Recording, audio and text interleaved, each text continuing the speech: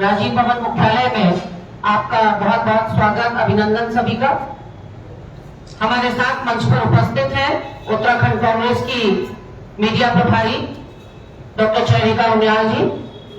मंच पर उपस्थित है हमारे वरिष्ठ उपाध्यक्ष संगठन आदरणीय श्री मधुरदत्त जोशी जी। मंच पर उपस्थित है हमारे पैनलिस्ट कोऑर्डिनेटर्स शीशपाल बिष्ट जी, अभिनव थापर जी, मोहन काला जी, मनीष कुमार जी। मैं अब निवेदन करूंगी डॉक्टर चंद्रिका उनियाल मैडम से कि वो आज की प्रेस वार्ता का जो मुद्दा है वो आप सबके सम्मुख रखने का कष्ट करें।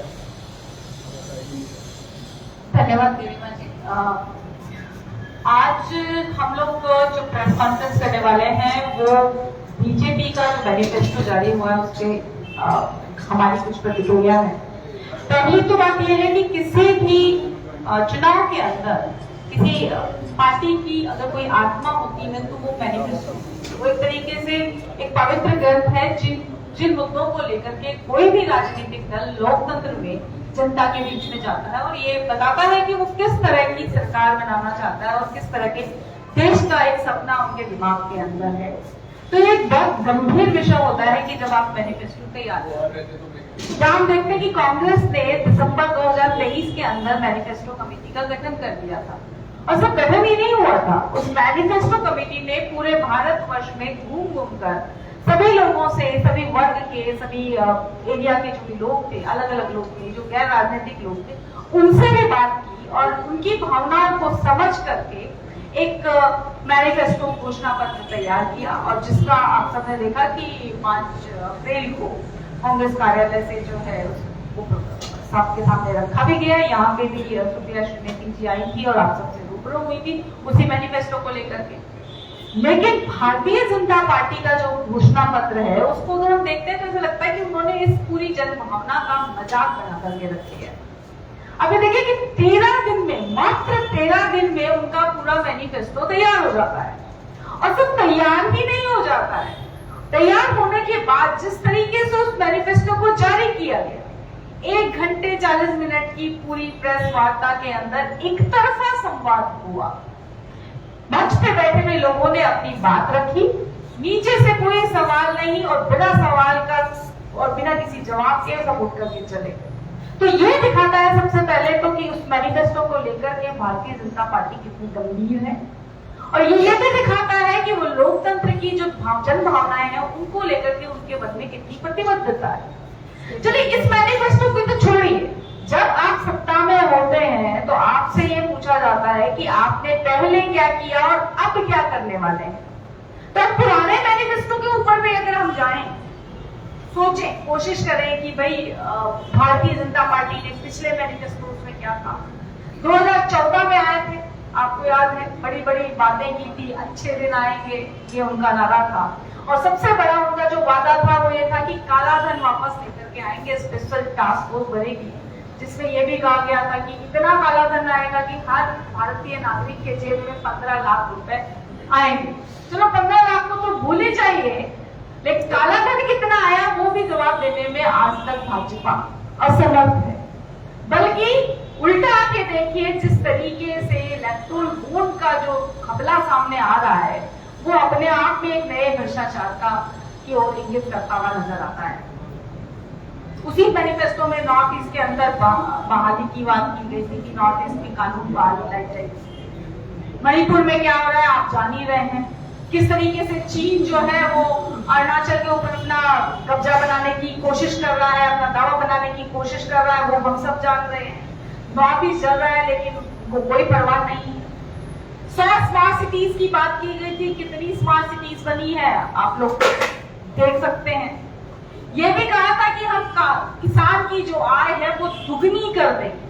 किसान की आय दुगनी हुई या नहीं हुई, लेकिन किसान का कर्जा जरूर दुगना हो गया है। आप ये देखिए कि 2014 में प्रति किसान जो कर्जा था वो 47,000 था, अब वो बढ़कर के 74,000 हो चुका है। तो कर्जा दुगना जरूर किया लेकिन आय दुगनी की बात छोड़ दीजिए। एक आपको याद होगा उस समय कि जब मनमोहन सिंह जी की सरकार थी तो डॉक्टर मनमोहन सिंह के समय में थोड़ा सा डॉलर का दाम बढ़ा क्या, मतलब रुपया थोड़ा गिरा क्या कि इन्होंने इतना हल्ला मचाया था और तरह तरह के मीम बनाए गए, तरह तरह से मजाक बनाई गई और कहा गया था कि हम रुपए को मजबूत करेंगे। आज डॉलर जो है उसके प्रति रुपया 83 रुपए तक पहुंच जाता है, लेकिन कोई बात ही नहीं करता। पेट्रोल डीजल के दाम घटाने की बात की गई थी, वो कहाँ है? महंगाई पे इतना रोना रोया गया था, आज कोई महंगाई पे चर्चा करने को तैयार नहीं है। आप ये देखिए कि short term new agriculture loan, जिसमें 1 लाख रुपए तक का लोन 0 ब्याज पर कहा गया था कि हम देंगे, उस पर 7% ब्याज जो है आज किसानों को देना पड़ रहा है। कहा 0% और कहा 7%।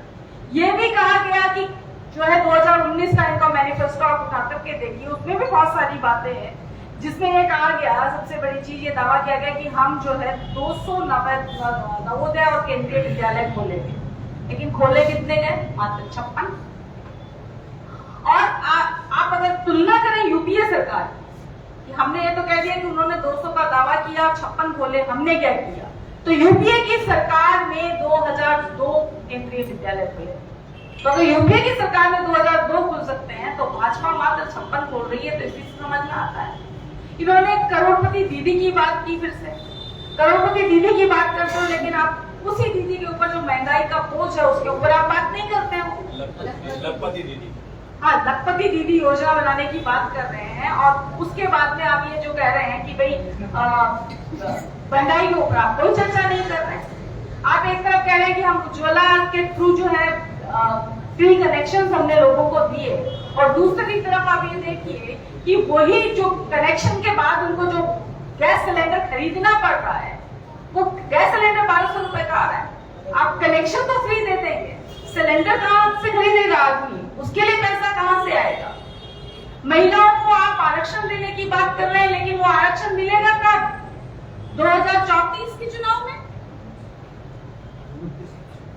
29 तक मिलेगा कि नहीं मिलेगा कि कुछ गारंटी नहीं है। वो 2034 भी पहुंच सकते हैं। 2022 से 2047 में पहुंच गए।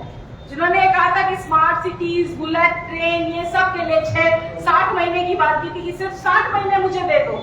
फिर बाद में 2019 में आया, क्या बोले? ये बोले कि भाई बहुत गड़बड़ था, 60 महीने में नहीं हो पाया, मुझे एक मौका और दे दो, 2022 तक सब कर दूंगा। अब वो 2022 का जो टारगेट है वो 2047 पहुंच गया है। तो राजस्थानी में एक कहावत है कि छाछ मांगने आई थी लेकिन दिरानी बन गई। दिरानी मतलब मालिक बन गई। मांगने तो छाछ आई थी लेकिन मालिक बन के घर के ऊपर बैठ गई। तो वही काम जो है भारतीय जनता पार्टी कर रही है कि 6-7 महीने दे दो, फिर 5 साल और दे दो। अब 2047 भी पहुंच गए, लेकिन इनके काम कब तक? वो एक कहानी आपने बचपन में सुनी होगी ना, कि डपोर संत की कहानी, जिसमें एक संत था जिससे आप 10 रुपए मांगो तो बोलते 10 क्यों मांग रहे, 10 लाख मांगो। 10 लाख मांगो तो बोले 10 लाख क्या, 10 करोड़ ले ले। लेकिन देना देना कुछ नहीं है। ये सारी की सारी चीजें जो है भारतीय जनता पार्टी के मैनिफेस्टो में दिखती है। आप ये देखिए, इस मैनिफेस्टो में एक चीज और कही गई है। उन्होंने कहा कि हमने 25 करोड़ लोगों को गरीबी रेखा से निकाल दिया है। और ये जो आंकड़ा है वो उन्होंने कहां से दिया? किसी थर्ड पार्टी का आंकड़ा नहीं है कि कोई इंडिपेंडेंट एजेंसी ने कोई सर्वे किया और उस सर्वे के बाद में ये बात रखी हो कि 25 करोड़ लोग जो है गरीबी की रेखा से उठ गए हैं। ये जो आंकड़ा दिया गया है वो नीति आयोग की रिपोर्ट के अनुसार, जो भारत सरकार की रिपोर्ट है उसके अनुसार दिया गया है। लेकिन वही नीति आयोग की रिपोर्ट एक और बात क्या कहती है?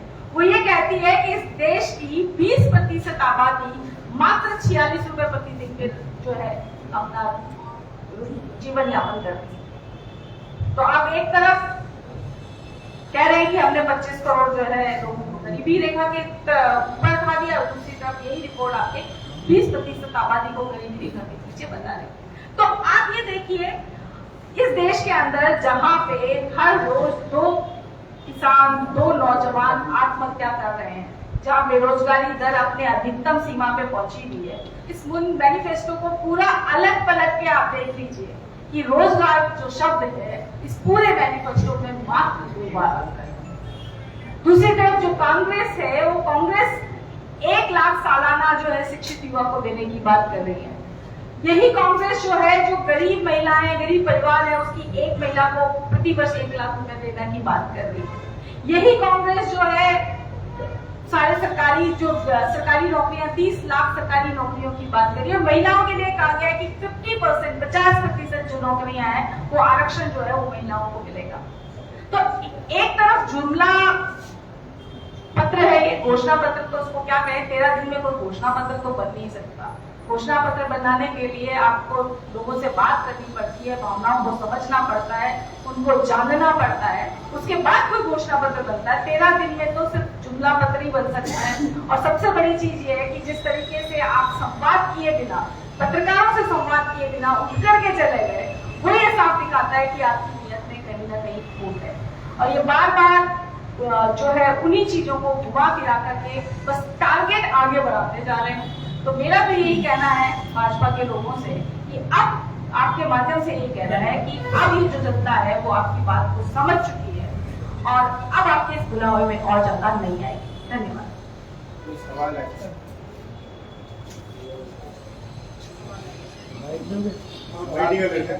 एक ऑल ओवर बाइट